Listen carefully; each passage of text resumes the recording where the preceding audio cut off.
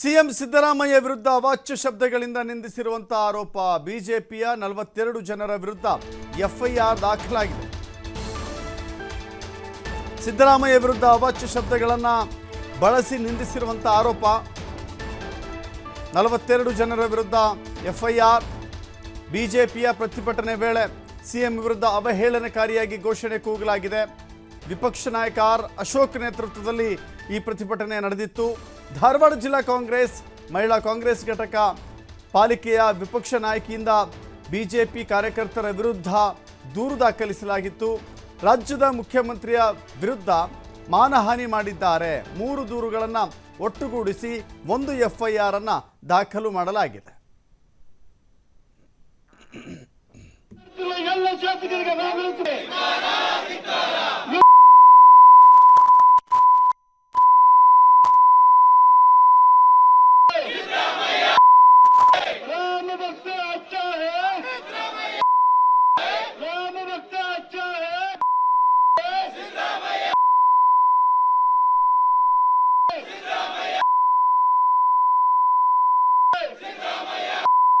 ಮಾಜಿ ಮುಖ್ಯಮಂತ್ರಿ ಜಗದೀಶ್ ಶೆಟ್ಟರ್ ಅವರಿಗೆ,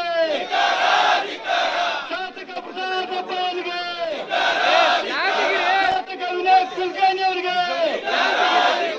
ಜಿಲ್ಲಾ ಉಸ್ತುವಾರಿ ಸಂತೋಷ್ ನಾಗ್ ಅವರಿಗೆ, ಹಿಂದೂ ಭಕ್ತನನ್ನು ಅರೆಸ್ಟ್ ಮಾಡುತ್ತಿರುವ ಎಲ್ಲ ಶಾಸಕರಿಗೆ. ಮತ್ತಷ್ಟು ಮಾಹಿತಿ ನಮ್ಮ ಪ್ರತಿನಿಧಿ ಯಲ್ಲಪ್ಪ ನೀಡ್ತಾರೆ. ಯಲ್ಲಪ್ಪ, ಒಟ್ಟಾರೆ ನೋಡೋದಾದರೆ ಒಂದು ಕಡೆ ಕರಸೇವಕ ಶ್ರೀಕಾಂತ್ ಅರೆಸ್ಟ್ ಆದಮೇಲೆ ಸಾಕಷ್ಟು ರೀತಿಯ ಘಟನೆಗಳು ನಡೆದಿದ್ದಾವೆ. ಒಂದು ಕಡೆ ಕೋರ್ಟ್ನಲ್ಲಿ ಇವತ್ತು ಜಾಮೀನು ಸಿಗುತ್ತಾ ಇಲ್ವಾ ಅನ್ನೋದು ಒಂದು ಪ್ರಶ್ನೆಯಾಗಿದ್ದರೆ 42 ಜನರ ವಿರುದ್ಧ ಎಫ್ಐಆರ್ ಆಗಿದೆಯಲ್ಲ, ಅವರನ್ನು ಕೂಡ ವಶಕ್ಕೆ ಪಡೆಯುವಂಥ ಕೆಲಸ ಆಗುತ್ತಾ, ಏನು ಕತೆ ಅಂತ ಹೇಳಿ. ದಶರಥ್, ಏನು ಕರಸೇವಕ ಶ್ರೀಕಾಂತ್ ಪೂಜಾರಿಯ ಬಂಧನ ಕಳೆದ 8 ದಿನಗಳಾಯಿತು. ಇವತ್ತಿಗೆ ಅಂದರೆ 8 ದಿನಗಳ ಕಳೆದ ನಂತರ ಇಲ್ಲಿಂದರೆ ರಾಜಕೀಯವಾಗಿ ಸಾಕಷ್ಟು ಮೇಲಾಟಗಳಾದವು.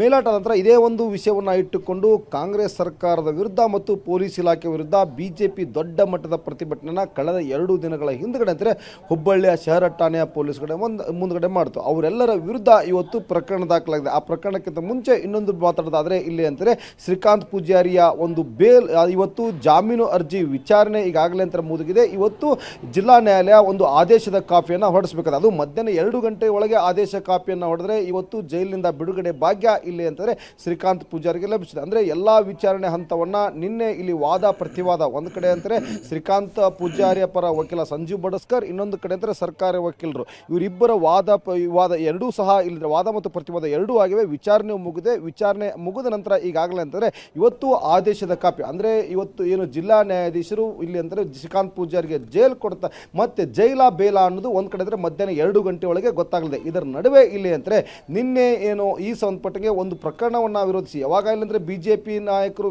ಈ ಪ್ರತಿಭಟನೆ ಮಾಡಿದ್ರು.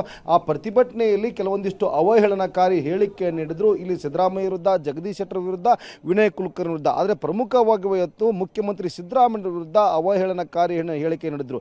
ಸಿದ್ದರಾಮಯ್ಯ ಅಲ್ಲ, ಅವರು ಸಿದ್ದರಾಮ ಅಲ್ಲ, ಸಿದ್ದರಾಮ ಮುಲ್ಲಾ ಅಂತೇಳಿ ಇಲ್ಲಿ ಅಂದರೆ ಅವಹೇಳನಕಾರಿ ಹೇಳಿಕೆ ನೀಡಿದಂತಹ ಬಿಜೆಪಿಯ ನಾಯಕರ ವಿರುದ್ಧ ನಿನ್ನೆ ಇಲ್ಲಿ ಅಂತಾರೆ ಕಾಂಗ್ರೆಸ್ ನಾಯಕರು ಹುಬ್ಬಳ್ಳಿಯ ಶಹರ ಪೊಲೀಸ್ ಠಾಣೆ, ಹುಬ್ಬಳ್ಳಿಯ ಉಪನಗರ ಪೊಲೀಸ್ ಠಾಣೆ, ಇನ್ನೊಂದು ಕಡೆ ಅಂದರೆ ಹಳೆ ಹುಬ್ಬಳ್ಳಿಯ ಪೊಲೀಸ್ ಠಾಣೆ, ಒಟ್ಟು 3 ಪೊಲೀಸ್ ಠಾಣೆಗಳಲ್ಲಿ ದೂರನ್ನು ಇಲ್ಲಿ ಅಂತ ನೀಡಿದ್ರು.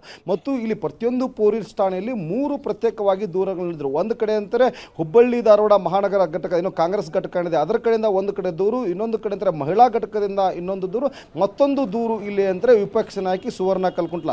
ಒಟ್ಟು 3 ಜನ ಇಲ್ಲಿ ಅಂತಾರೆ ಬಿಜೆಪಿಯ ನಾಯಕರು ಅವಹೇಳನಕಾರಿ ಹೇಳಿಕೆ ನೀಡಿದ್ರು. ಅವರ ವಿರುದ್ಧ ಇಲ್ಲಿ ಅಂತಾರೆ ದೂರು ನೀಡಿದ ಹಿನ್ನೆಲೆಯಲ್ಲಿ ಹುಬ್ಬಳ್ಳಿಯ ಶಹರ ಪೊಲೀಸ್ ಠಾಣೆಯಲ್ಲಿ ಇವತ್ತು 42 ಜನರ ಮೇಲೆ ಎಫ್ಐಆರ್ ದಾಖಲಾಗಿದೆ. 42 ಜನರು ಯಾರು ಅಂತ ನೋಡಿದಾಗ ಇವತ್ತು ಆರ್ ಅಶೋಕ್ ಇರ್ಬೋದು, ಮಹಾನಗರ ಪಾಲಿಕೆ ಸದಸ್ಯ ಶಿವು ಮೆಣಸಿನಕಾಯಿ ಇರ್ಬೋದು, ಮತ್ತು ಇನ್ನೊಂದು ಕಡೆ ಅಂತಾರೆ ಇಲ್ಲಿ ಘಟಾನುಘಟಿಯ ನಾಯಕರ ವಿರುದ್ಧವೇ ಇಲ್ಲಿ ಅಂದರೆ ಶಹರ ಪೊಲೀಸ್ ಠಾಣೆಯಲ್ಲಿ ಪ್ರಕರಣ ದಾಖಲಾಗಿದೆ. 42 ಜನರ ಮೇಲೆ ಪ್ರಕರಣ ದಾಖಲಾಗಿದೆ ಮತ್ತು ಮತ್ತು ಈ ಸಂಪುಟಕ್ಕೆ 42 ಜನರನ್ನು ಸಹ ಇಲ್ಲಿ ಅಂದರೆ ಹೆಸರನ್ನು ಇಲ್ಲಿ ಉಲ್ಲೇಖ ಮಾಡಿ ಈ ಕಾಂಗ್ರೆಸ್ ಘಟಕ ಅಂದರೆ ಹುಬ್ಬಳ್ಳಿ ಧಾರವಾಡ ಮಹಾನಗರ ಘಟಕ ಏನಿದೆ ಆ ಕಾಂಗ್ರೆಸ್ ಘಟಕ ಅವ್ರು 42 ಜನರನ್ನ ಹೆಸರು ಉಲ್ಲೇಖ ಮಾಡಿದ್ರು. ಅವರ ವಿರುದ್ಧ ಇಲ್ಲಿ ಅಂದರೆ ಪ್ರತ್ಯೇಕವಾಗಿ ಇಲ್ಲಿ ಅಂದರೆ ದಾಖಲಾಗಿದೆ. ಇನ್ನೊಂದು ಕಡೆ ಅಂತಂದರೆ ಇಬ್ಬರ ಮಹಿಳೆಯರ ವಿರುದ್ಧ ಮಾಜಿ ಮಹಾನಗರ ಪಾಲಿಕೆ ಸದಸ್ಯ ರಾಜ್ಯ ಜಡಿ ಸೇರಿದಂತೆ ಇನ್ನೋರ್ವ ಮಹಿಳೆಯ ಸಹ ಇಲ್ಲಿ ಅಂದರೆ ಸಿದ್ದರಾಮಯ್ಯ ವಿರುದ್ಧ ಅವಹೇಳನಕಾರಿ ಹೇಳಿಕೆ ನೀಡಿದ್ರು. ಅವರ ವಿರುದ್ಧವೂ ಇಲ್ಲಿ ಅಂದರೆ ಪ್ರಕರಣ ದಾಖಲಾಗಿರುವುದು ಮತ್ತು ಈ ಸಂಪುಟಕ್ಕೆ ಈಗಾಗಲೇ ಏನು ಪ್ರತ್ಯೇಕವಾಗಿ 3 ಪೊಲೀಸ್ ಠಾಣೆಯಲ್ಲಿ ದೂರ ನೀಡಿದ್ರು. ಅವೆಲ್ಲವನ್ನು ಇವತ್ತು ಅವೇನು 2 ಪ್ರತ್ಯೇಕವಾಗಿ ಅಂದರೆ ಹಳೆ ಹುಬ್ಬಳ್ಳಿಯ ಪೊಲೀಸ್ ಠಾಣೆ, ಇನ್ನೊಂದು ಕಡೆ ಅಂದರೆ ಹುಬ್ಬಳ್ಳಿಯ ಉಪನಗರ ಪೊಲೀಸ್ ಠಾಣೆ, ಈ 2 ಪೊಲೀಸ್ ಠಾಣೆಯ ದೂರ ನೀಡಿದ್ರು. ಅವೆಲ್ಲವೂ ಇವತ್ತು ಇಲ್ಲಿ ಅಂದರೆ ವರ್ಗಾವಣೆ ಆಗಿವೆ. ಹುಬ್ಬಳ್ಳಿಯ ಶಹರ ಪೊಲೀಸ್ ಠಾಣೆ ವರ್ಗಾವಣೆ ಆಗಿವೆ. ಯಾಕಂದರೆ ಈ ಒಂದು ಪೊಲೀಸ್ ಠಾಣೆಯ ಮುಂದುಗಡೆ ಘಟನೆ ನಡೆಯಿತು, ಅಲ್ಲೇ ಒಂದು ಅವಹೇಳನಕಾರಿ ಹೇಳಿಕೆ ನೀಡಿದ್ರಿಂದ ಈ ಒಂದು ಪ್ರಕರಣವನ್ನು ಇಲ್ಲಿ ಅಂತಂದರೆ FIR ಅನ್ನು ಈ 42 ಜನರ ಮೇಲೆ ಪ್ರಕರಣ ದಾಖಲಾಗಿದೆ. Dasharath. Yes, thank you Yallappa ನಿಮ್ಮೆಲ್ಲ ಮಾಹಿತಿಗೆ.